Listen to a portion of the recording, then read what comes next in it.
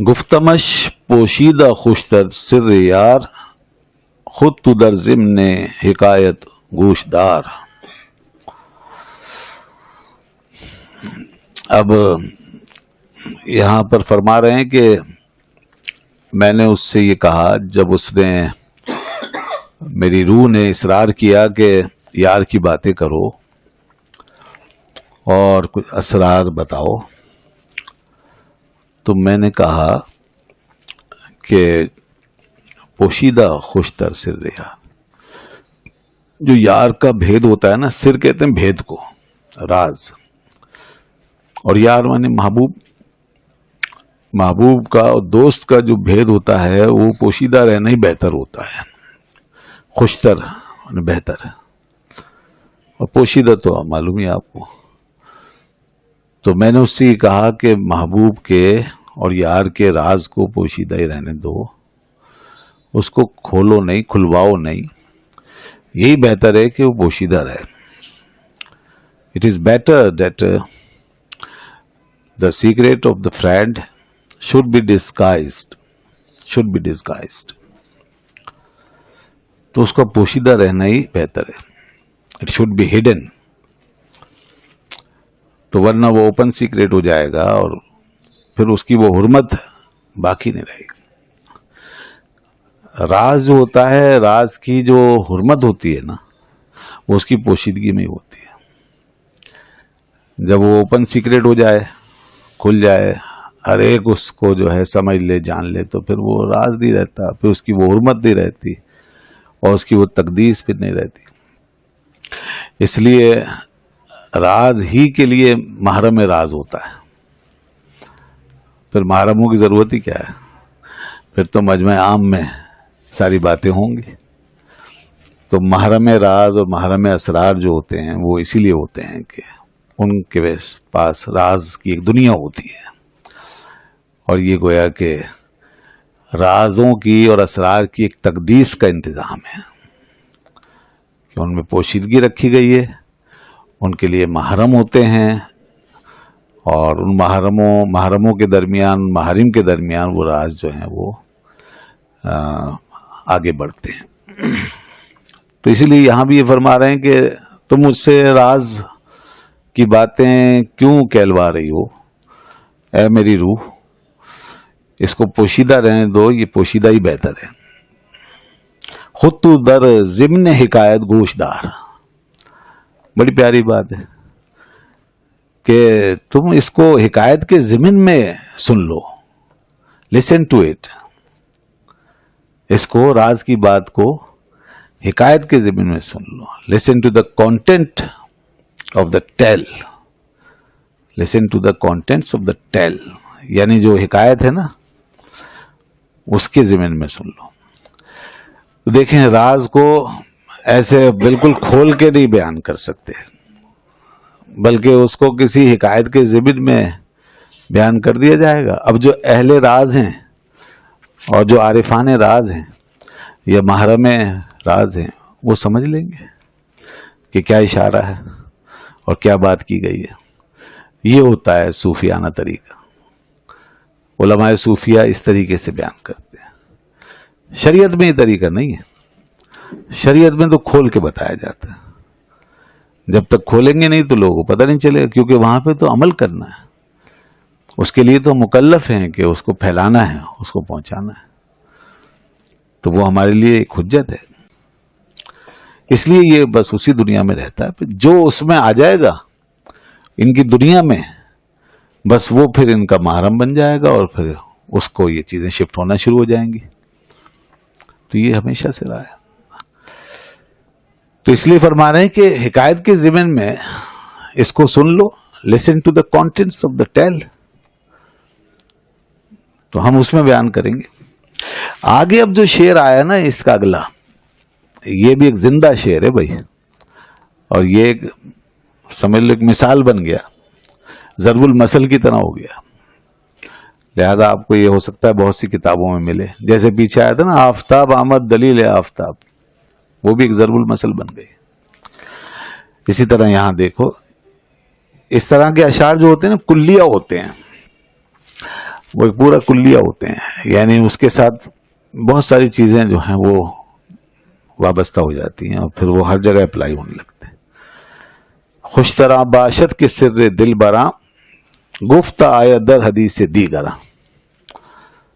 خوش طرح باشد کے سر دل براں، خوشتر بنے وہی بہتر ہے. بہتر یہی ہے، بہتر ہے یہ کہ ہو دلبروں کا راز، محبوبوں کا راز. ٹھیک ہے. گفت آید ایسا کہ کہا ہوا ہو وہ در حدیث دیگراں، دوسروں کی زبان میں، دوسروں کے حوالے سے کہا گیا ہو. ڈائریکٹ جو ہے محبوب کی بات نہ کی گئی ہو، دلبروں کی بات ایسے نہ کی گئی ہو کہ وہ ٹھیک ہے اسپیسیفک انداز، بلکہ کسی اور تھرڈ پرسن کے حوالے سے، کسی اور کے ریفرنس سے، کوئی مثالیں دے کے، تمثیلوں سے یا حکایتیں جو ہے وہ بیان کر کے پھر ان محبوبوں کی بات سمجھائی گئی ہو. یہی بہتر ہے. کہہ رہے ہیں خوش طرح باشد، اس میں یہی بہتر ہے. خوش طرح باشد کے سر دل براں، سر دل براں لورز سیکریٹ. تو it is better that the lovers secret, یعنی ان کا جو سیکریٹ ہے، سر بھید، گفت آید should be told در حدیث دیگراں in talks of others. تو دوسروں کی اس میں ہو، in talk یا in talks of others، دوسروں کی باتوں میں، دوسروں کے قصوں سے اس کا پتہ چلے. اب یہاں سے اصل میں یہ بتا دیا کہ مثنوی جو یہ اب ہے نا ہمارے سامنے، اس کا انداز اسلوب یہی ہوگا.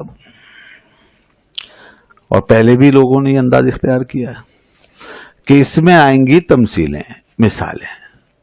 چونکہ یہ راز اور اسرار کی چیزیں ہیں تو اب ایسے ڈائریکٹ نہیں بیان کریں گے، جیسے خود فرما رہے ہیں بہتر وہی ہے کہ اس کو تمثیلوں میں بیان کیا جائے، حکایتوں سے. تو اب حکایتیں ہی آئیں گی، تو وہ حکایتیں اپنے کانٹینٹ میں تو بڑی سادہ سی ہوں گی، طوطا مینا کی کہانیاں ہوں گی بظاہر، اور شیر و خرگوش کے قصے ہوں گے، اور بادشاہوں کی دنیا کی باتیں ہوں گی، اور جانوروں کی دنیا کے قصے ہوں گے مختلف، زید عمر بکر کی باتیں ہوں گی.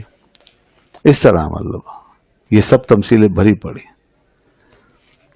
تو اس میں کتنے مطلب یہ کہ جانوروں کے حوالے سے بھی بڑی مثالیں آئی ہوئی ہیں، پورے پورے قصے اور کہانیاں. اب دیکھو بظاہر تو یہ بڑی عام سی بات ہے، اور ایک 10 سال کا بچہ بھی اس سے معزز ہوگا قصے کے طور پہ، کہانی کے طور پہ. لیکن اس کے اندر وہ جو مثال لا رہے ہیں جس کے لیے، وہ جو راز اس کے اندر رکھ رہے ہیں، اور جو اسرار اور معانی اس کے ذریعے سے پہنچا رہے ہوں گے نا، وہ انتہائی بلند ہوں گے. اور ان کو، ان معانی کو، ان اسرار کو حاصل کرنے والے جو ذہن ہوں گے وہ اسی لحاظ سے، اپنے اپنے قد کے لحاظ سے اور اپنی اپنی بلندی کے لحاظ سے ان اسرار کو لوگ وہاں سے لے لیں گے، انہی قصوں میں سے. تو ایک 10 سال کے بچے سے لے کر کے ایک بڑے سے بڑے صوفی، عارف و فلسفہ دان تک کے لیے اس میں، اس تمثیل میں اور قصے میں خوراک کا انتظام ہوگا کہ سب کو یکساں ایک اپنے اپنے حساب سے لطف اور لذت حاصل ہو رہا ہوگا، اپنے اپنے انداز کا لطف. اور جو آدمی اس پوری حقیقت یا اس پورے فلسفے کو سمجھے گا، وہ کبھی ان چیزوں کو حقیر نہیں جانے گا اور اس پہ اعتراض نہیں کرے گا. وہ یہ نہیں کہے گا یہ کیا طوطا مینا کی کہانیاں، یہ کیا کون سا قرآن و حدیث ہے، اس کی کیا ضرورت ہے، اور خام خام یہ چیزیں سنیں.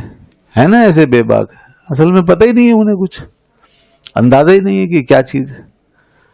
وہ فرما رہے ہیں سر دل براں، یہ وہ راز و اسرار ہیں جو ہمارے دلوں پہ اترے ہوئے ہیں، ہمارے خاص تعلق کی وجہ سے محبوب سے ہمیں ملے، وہ ہم ان کو شیئر کر رہے ہیں اس طریقے سے. اور یہ کہانیاں اس لیے بنائی گئی ہیں تاکہ یہ چیزیں پوشیدہ رہیں، ان کی حرمت قائم رہے. کھول کھول کے بیان کر دیں گے تو پھر بہت سے لوگ تو سمجھیں گے نہیں، اور پھر قدر بھی کم ہو جائے گی، وہی حرمت ختم ہو جائے گی. تو بس یہ اس صورت میں، یعنی چھپا کر کہانیوں کے اندر، اس کے کانٹینٹس کے اندر چھپا کر جو ہم دیں گے، تو جو سطحی لوگ ہیں وہ قصے سے محظوظ ہو کے چلے جائیں گے، قصے سے اپنا حصہ لے کر چلے جائیں گے، اور جو ہمارے لیول کے لوگ ہوں گے وہ ہماری سطح تک پہنچ جائیں گے، اور یہاں تک آ کے وہ چیز لے جائیں گے جو ہم انہیں دینا چاہ رہے ہیں، تو سب کا ہی بھلا ہو جائے گا اس طرح. یہ ہے اصل میں. دیکھیں نا، آخر اس میں بھی تو کوئی وجہ ہے نا. قرآن پاک میں بھی قصے بیان ہوئے ہیں، مثالیں دی گئی ہیں مختلف قسم کی. اللہ کی کتاب میں بھی مثالیں ہیں، تمثیلیں ہیں. ٹھیک ہے نا. مثلهم كمثل الذي استوقد نارا وغیرہ، او كالصيب من السماء، جیسے وَمَن رَزَقْنَاهُ مِنَّا رِزْقًا حَسَنًا فَهُوَ يُنْفِقُ مِنْهُ سِرًّا وَجَهْرًا. تو اس طرح مثالیں. ضرب اللہ مثلا عبد مملوکا، عبد مملوک کی مثال دی، کہیں مکھی کی مثال دی ہے، کہیں مکڑی کی مثال دی ہے. اور جو ہے اچھی اچھی مثالیں ہیں اچھے لوگوں کے لیے، جو اچھی اچھی مثالیں ہوتی ہیں وہ الگ سے بیان فرمائی ہیں. تو بہرحال اس میں کیا ہے کہ اس میں وہی کچھ باتیں ہیں، مفہوم ہیں، حقائق ہیں، اس کو سمجھانا اس مثال کے ذریعے سے، تاکہ مثال کے ساتھ جب آپ کا ذہن فٹ ہو جائے پوری طرح تو اس حقیقت تک پہنچنا آسان ہو جائے. ٹھیک ہے نا. تو یہ تو ایک انداز رہا ہے ہمیشہ سے. اللہ کی وحی میں بھی انداز ہے، اور سابقہ تمام حکماء ادبا کی کتابوں میں بھی ایسے ہی ہے، اور آج بھی اسی طرح ہو رہا ہے.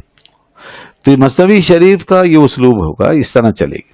منطق الطیر جو حضرت فرید الدین عطار رحمۃ اللہ علیہ کی ہے، منطق الطیر، دیکھیں اس کا نام ہی یہی ہے، منطق الطیر، پرندوں کی بولیاں.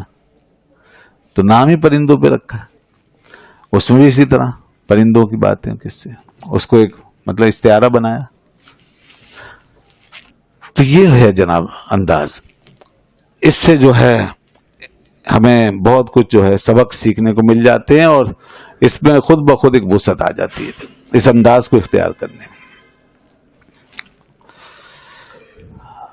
غالب نے بھی ایسی تمثیلیں بیان کی ہیں نا اپنے شعروں میں. پوری پوری حکایت کھینچی ہے، حکایت کشی کی ہے، کسی ایک فرضی واقعہ کو جیسے حکایت کر کے پھر اس میں مضمون سمجھایا ہے. جیسے غالب نے ایک بڑا زبردست شعر کہا ہے، اور اس میں پوری ایک حکایت سمو دی ہے، اور اس حکایت کے ضمن میں اس نے ایک اپنا حال بیان کر دیا، ایک کیفیت اور ایک حقیقت.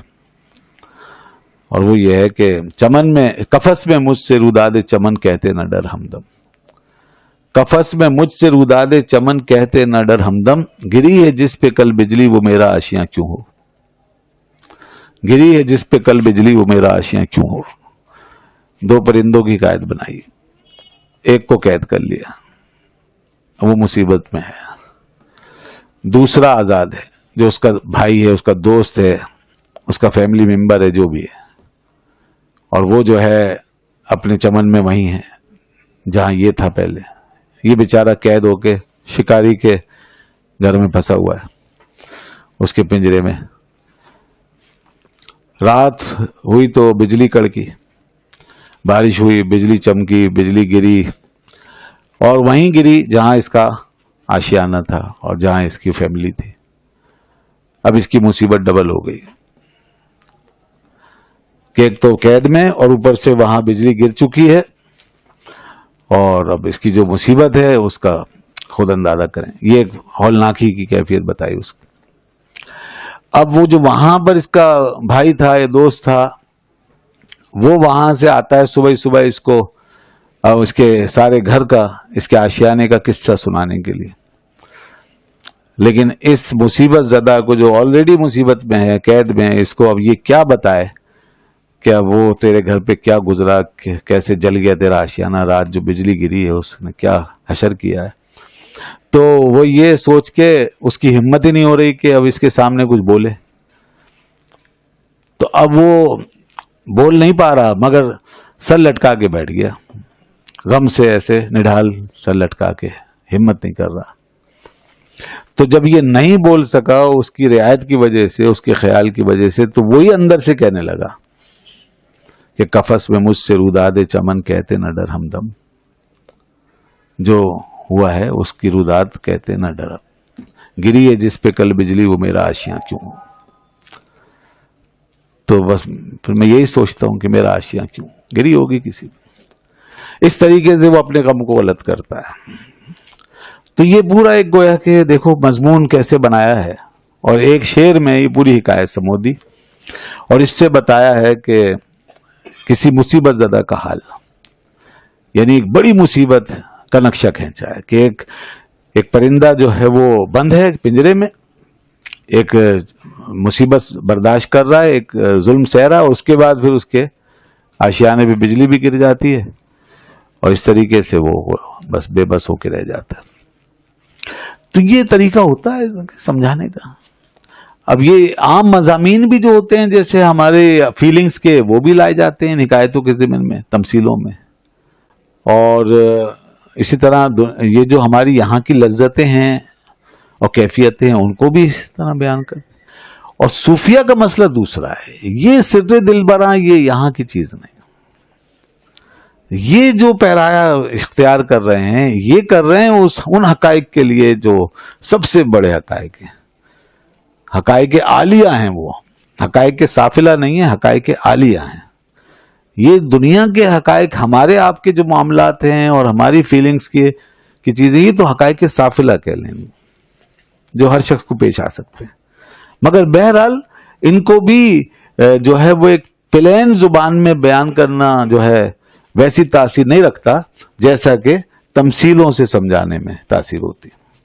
کیونکہ یہ چیزیں جو ہیں یہ ہمارے زبان و بیان سے اوپر ہوتی ہیں، کیونکہ فیلنگز ہوتی ہیں، یہ محسوس کی جانے والی چیزیں ہوتی ہیں.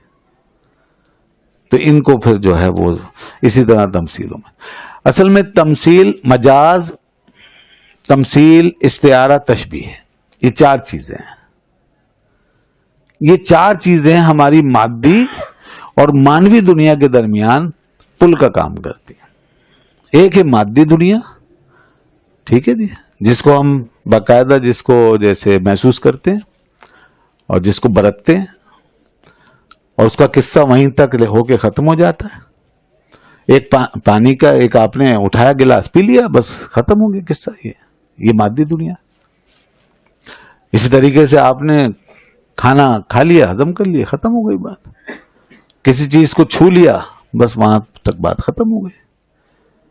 ایک دیکھی جانے والی چیز کو دیکھ لیا، قصہ تمام ہو گیا. تو یہ دنیا مادی ہے. اس طرح اس کے لیے ضرورت نہیں ہے ہمیں کہ اس چیز تک پہنچنے کے لیے ہم کوئی پل بنائیں. اس کے اوپر جو مانوی دنیا ہے، جو سمجھی جا رہی ہے، جس کے اندر کچھ اور ہے، اس مادیت سے اوپر کوئی اور چیز ہے، جیسے امیجنیشن ہے، کوئی تصور ہے، کوئی اس کے اندر مانویت ہے، کوئی نقطہ ہے، کوئی سر ہے، کوئی راز ہے، کوئی بھید ہے. یہ یا ہمارے اندر کے احساسات ہیں، فیلنگز ہیں، ان کو کیسے آپ بیان کریں گے؟ ان کو آپ نہ تو چھو رہے ہیں نہ دیکھ رہے ہیں، بلکہ یہ تو آپ چھونے کے بعد والی چیز ہے اور دیکھنے کے بعد والا مرحلہ ہے. اب اس کے لیے ہمیں اللہ نے جو چیز دی ہے، قدرت نے، وہ نطق ہے. نطق اسی لیے ملا انسان کو، اسی لیے انسان کو حیوان ناطق کہتے ہیں. حیوان جو جانور ہے نا، تو ان کے پاس یہ نہیں ہے، یہ نطق، پرسیپشن ان کے پاس نہیں. ان کا قصہ وہیں تمام ہو گیا. چھو کر، دیکھ کر، بس ایک چیز کو ظاہری طور پہ ٹچ کر کے وہیں اس کا قصہ ان کے یہاں تمام ہو. ہمارا قصہ آگے نکل گیا. ہم جتنی چیزوں سے ہم اٹیچ ہوئے اور جتنی چیزوں سے ہمارا تعلق پیدا ہوا، ان سب نے ہمیں ایک معنی میں پہنچا دیا، ایک امیجنیشن میں پہنچایا، تصور میں پہنچایا، ادراک جس کو کہتے ہیں. تو ادراک، پرسیپشن اور امیجنیشن یہ شروع ہو جاتا ہے فوراً ہمارے ساتھ ساتھ. ہے سمجھ میں؟ تو اس پرسیپشن اور امیجنیشن کو اب آپ کس طریقے سے ڈیفائن کریں گے؟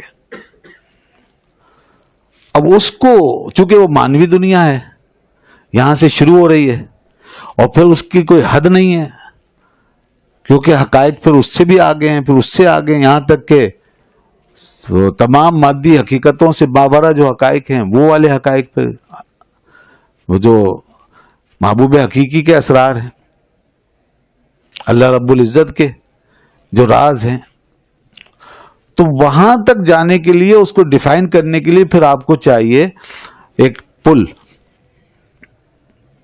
جس کے ذریعے سے آپ وہاں تک ایک پہنچیں اور پھر دوسروں کو پہنچائیں اور اس کو کنوے کریں. تو وہ ہے پھر جو پل ہے نا، وہ ہے یہ زبان و کلام. اس کے اندر پھر رکھا گیا ہے مجاز.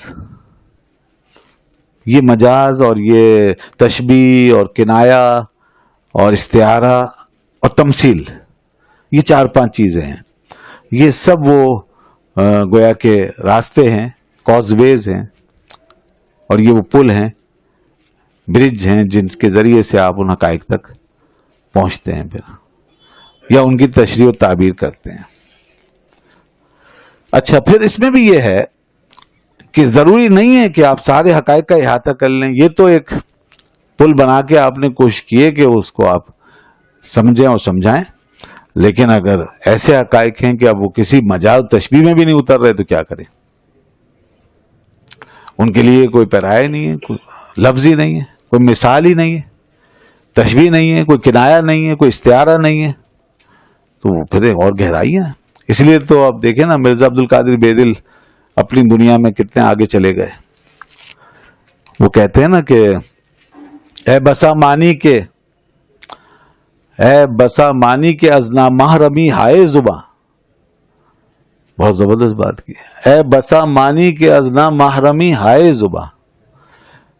کتنے معنی ہیں دیکھو کہ زبان کی نامحرمی کی وجہ سے زبان محرم نہیں بن پا رہی، ہماری زبان ساتھ نہیں دے رہی، معنی بھرے پڑے ہیں. اس لیے تو بحر المعانی کہلاتے ہیں، وہ ان کا لقب ہے بحر المعانی، کہ معنی اتنے ہمارے اوپر اتر رہے ہیں اور اتنی کچھ ہمیں چیزیں سمجھ آ رہی ہیں کہ زبان ہی ہماری نامحرم ہو گئی. کہ وہی بات جو راز کی بات محرموں کے ذریعے سے آگے بڑھتی ہے، تو زبان سب سے پہلی محرم ہے انسان کی، اور وہی نہیں محرم بن پا رہی. تو اے بسا معنی کے ازنا محرمی ہائے زباں. اور وہ کہتے ہیں مقیم نسخہ ہائے راز ماند. ایک لفظ میرے ذہن سے نکل رہا ہے اس کا شروع کا، مقیم نسخہ ہائے راز ماند، کہ وہ اس وجہ سے نامحرمی کی وجہ، زبان کی تنگنائی کی وجہ سے اب وہ جو ہے نا مقیم نسخہ راز ماند، راز ہو کے رہ گئے، یعنی صرف راز ہی رہ گئے، اب وہ کھل ہی نہیں سکے. ٹھیک ہے نا، وہ کھل نہیں سکے کیونکہ زبان ہی کھولتی، زبان کے ذریعے سے بیان ہوتے. تو اس لیے مقیم نسخہ راز ماند. تو بس وہ مقیم نسخہ راز، اس نسخہ راز کے مقیم بن کے رہ گئے. غالب نے بھی اس لیے کہا تھا نا کہ غالب کو بھی بڑی وسعتیں حاصل تھی معنی کی دنیا میں. کچھ اور چاہیے وسعت میرے بیان کے لیے. یا رب نہ سمجھے نہ سمجھیں گے میری بات، دے اور دل ان کو جو نہ دے مجھ کو زباں اور. اسی لیے کہا کہ اب ان کو ہی دل عطا فرما. میں نے اتنا کچھ جو کہہ دیا یہی نہیں سمجھ آ رہا لوگوں کے. یا رب نہ سمجھے نہ سمجھیں گے میری بات، دے اور دل ان کو جو نہ دے مجھ کو زباں اور. تو اے بسا معنی کے ازنا محرمی ہائے زباں، مقیم نسخہ ہائے راز ماند. وہ لفظ میرے ذہن میں نہیں آ رہا، ورنہ اس کا بے دل کا شعر مکمل کر لیتے. ایک لفظ اس کا شروع کا ابھی ذہن میں نہیں آ رہا. اچھا جی، اس کے بعد اب دیکھیے کہ یہ جو سب ہم نے بتایا نا پل ہیں معنی تک پہنچنے کے لیے، حقائق تک پہنچنے کے، ان میں ایک پل یہ ہے تمثیل کا، مثالیں دے کر، حکایت بیان کر کے. حکایت و قصہ بیان کرنے کو ایک اور لفظ سے بھی یاد کرتے ہیں، محاکات. محاکات یعنی حکایت بیان کرنا، اور کسی بھی ایسی معنوی چیز کا حکایت کی صورت میں نقشہ کھینچ دینا. یہ ہے. تو بھائی اس طرح چلے گا. اب یہ سلسلہ آپ کا جو انداز ہے ایسا نہیں ہے جیسے دوسرے اور تصوف کی اور کتابوں کا انداز ہے کہ باقاعدہ ایک جیسے عنوان کے تحت چیپٹر وائز الگ الگ چیزوں کو بیان کرنا. تو اس طرح آپ نے نہیں فرمایا، بلکہ آپ نے اسی طرح قصے، مثالیں، واقعات، کہانیاں بیان کر کر کے اتنے معنی بھر دیے ہیں اپنی اس مثنوی میں کہ کسی بھی بڑے سے بڑے کلام سے کم نہیں ہے اب یہ مثنوی، یہ بتا دوں میں آپ کو۔ اس کو آپ جو ہے فتوحات مکیہ اور فصوص الحکم کے برابر میں رکھ سکتے ہو، یہ اتنے پائے کی چیز ہے۔ اب گو کہ انداز ان کا ایسے ہی ہے، حکایت والا اور تمثیلوں والا، لگتا ہے جیسے عامیانہ سی چیز ہے کوئی، اور کوئی ایسی اہم چیز نہیں ہے، قصے کہانی نہیں۔ جو بتا رہے ہیں نا کہ ہم نے اس میں سر دلبراں کو جو بیان کیا ہے، تو پھر وہ لے جاتا ہے یہ سب کچھ ان کو، اس مثنوی کو اس مقام پر جہاں آپ فتوحات مکیہ جیسی اور ابن عربی جیسے لوگوں کو آپ پڑھتے ہیں، اور حضرت عطار جیسے لوگوں کو پڑھتے ہیں۔ اگرچہ حضرت رومی رحمۃ اللہ علیہ نے حضرت عطار اور حضرت حکیم صناعی کو اپنا مطلب سینئر اور بڑا مانا ہے، اور ان سے خوشہ چینی کا اعتراف کیا ہے آپ نے کہ ہم تو جو کچھ ہیں عطار و صناعی کی وجہ سے ہی ہیں، یہاں تک اعتراف کیا، کیونکہ وہ بھل ان کا بڑا مقام ہے اس معاملے میں۔ مگر آپ نے ایک اپنے انداز سے ایک نیا رنگ بھر دیا ہے، اور جو کچھ تھوڑی کمی کہیں تھی نا لوگوں کے لیے تو وہ پوری کر دی ہے مثنوی کی صورت میں۔ اور آپ کے بعد حضرت مولانا روم کے بعد جو ہے کوئی ایسا بلند پایا پھر ہمیں نہیں نظر آتا کہ شاعر، کوئی ادیب اور کوئی ایسا صوفی، سوائے اس کے کہ کوئی خال کوئی ایسا ہو جو اپنے معارف اس مقام پر بیان کر گیا ہو، جیسے حضرت امام ربانی الفسانی رحمۃ اللہ علیہ کے جو معارف ہیں ان کی بلندیاں یقیناً بہت اعلیٰ اور رفع ہیں، اس میں کوئی شک نہیں۔ مگر حضرت مولانا روم رحمۃ اللہ علیہ نے جس انداز سے پیش کیا ہے یہ ان کی اپنی انفرادیت ہے، اس میں ان کا کوئی ثانی نہیں۔